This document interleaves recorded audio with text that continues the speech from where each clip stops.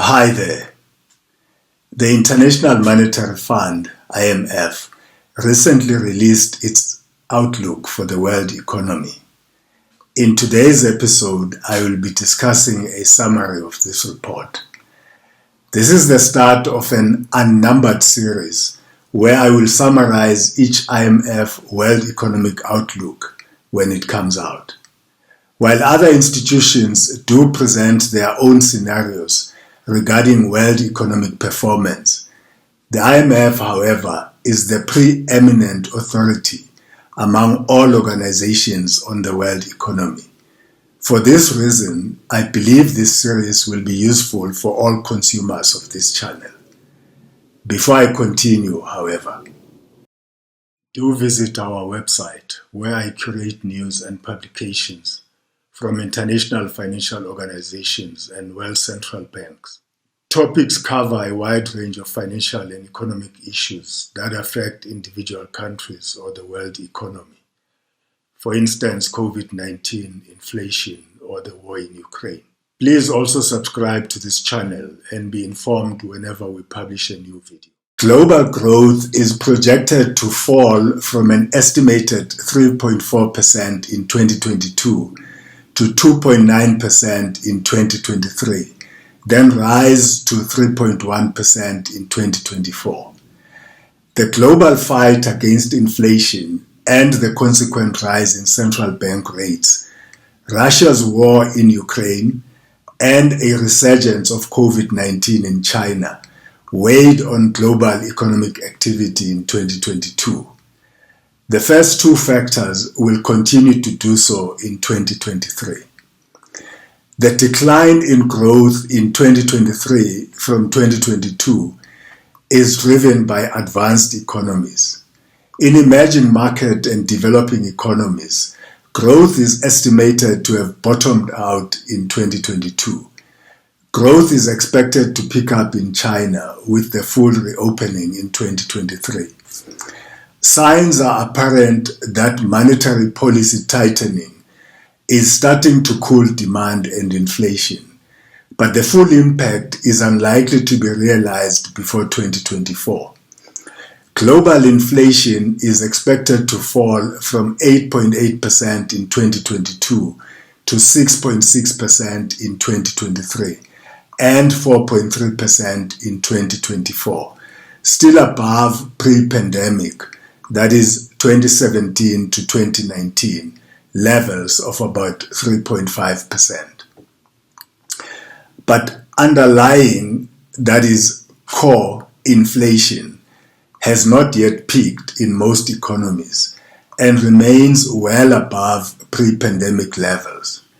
This plus other developments have caused central banks to raise rates faster than expected, especially in the United States and the euro area, and to signal that rates will stay elevated for longer. Core inflation is declining in some economies that have completed their tightening cycle, such as Brazil. There are, however, some risks. The upside risks are: 1. Pent-up demand boost. Fueled by the stock of excess private savings from the pandemic fiscal support and in many cases still tight labor market and solid wage growth, pent-up demand remains an upside risk to the growth outlook. The boost to demand could stoke core inflation, leading to even tighter monetary policies and a stronger than expected slowdown later. Pent-up demand could also fuel a stronger rebound in China. 2. Faster disinflation. An easing in labor market pressures in some advanced economies due to falling vacancies could cool wage inflation without necessarily increasing unemployment. A sharp fall in the prices of goods as consumers shift back to services could further push down inflation. Such developments could imply a softer landing with less monetary tightening. On the downside, the risks are 1. China's recovery stalling. 2. War in Ukraine escalating. An escalation of the war in Ukraine remains a major source of vulnerability, particularly for Europe and lower-income countries. 3. Debt distress. About 15% of low-income countries are estimated to be in debt distress, with an additional 45% at high risk of debt distress, and about 25% of emerging market economies also at high risk. The combination of high debt levels from the pandemic, lower growth, and higher borrowing costs exacerbates the vulnerability of these economies, especially those with significant near-term dollar financing needs. 4. Inflation persisting. Persistent labor market tightness could translate in stronger than expected wage growth. Higher than expected oil, gas, and food prices from the war in Ukraine or from a faster rebound in China's growth could again raise headline inflation and pass through into underlying inflation. Such developments could cause inflation expectations to de-anchor and require an even tighter monetary policy. 5. Sudden financial market repricing. A premature easing in financial conditions in response to lower headline inflation data could complicate anti-inflation policies and necessitate additional monetary tightening. For the same reason, unfavorable inflation data releases could trigger sudden repricing of assets and increase volatility in financial markets.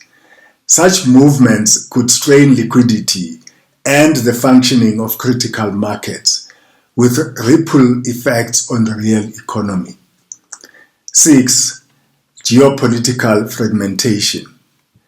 The war in Ukraine and the related international sanctions aimed at pressuring Russia to end hostilities are splitting the world economy into blocks and reinforcing earlier geopolitical tensions, such as those associated with the US-China trade dispute.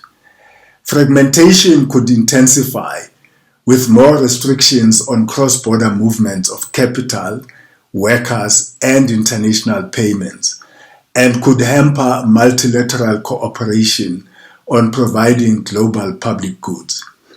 The costs of such fragmentation are especially high in the short term, as replacing disrupted cross-border flows takes time. Policy priorities for world economies. 1. Securing global disinflation. For most economies, the priority remains achieving a sustained reduction in inflation toward target levels. Gradual and steady fiscal tightening would contribute to cooling demand and limit the burden on monetary policy in the fight against inflation. In countries where output remains below potential and inflation is in check, maintaining monetary and fiscal accommodation may be appropriate. 2. Containing the re-emergence of COVID-19. 3. Ensuring financial stability.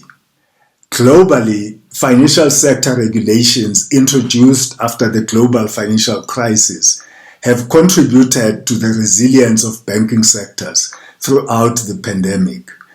But there is a need to address data and supervisory gaps in the less regulated non-bank financial sector, where risks may have built up inconspicuously. Recent turmoil in the crypto space also highlights the urgent need to introduce common standards and reinforce oversight of crypto assets. 4. Restoring debt sustainability. Lower growth and higher borrowing costs have raised public debt ratios in several economies. Where debt is unsustainable, implementing restructuring or reprofiling early on as part of a package of reforms can avert the need for more disruptive adjustment later. 5. Supporting the vulnerable. The surge in global energy and food prices triggered a cost of living crisis. Governments acted swiftly with support to households and firms, which helped cushion effects on growth and at times limited the pass-through from energy prices to headline inflation through price controls. The temporary and broad-based measures are becoming increasingly costly and should be withdrawn and replaced by targeted approaches. 6. Reinforcing supply. Supply-side policies could address the key structural factors impeding growth, including market power, rent-seeking, rigid regulation and planning, and inefficient education, and could help build resilience, reduce bottlenecks, and alleviate price pressures. 7. Strengthening multilateral cooperation.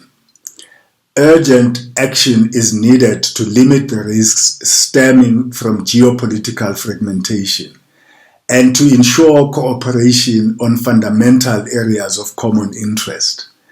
A. Restraining the pandemic. B. Addressing debt distress. C. Strengthening global trade.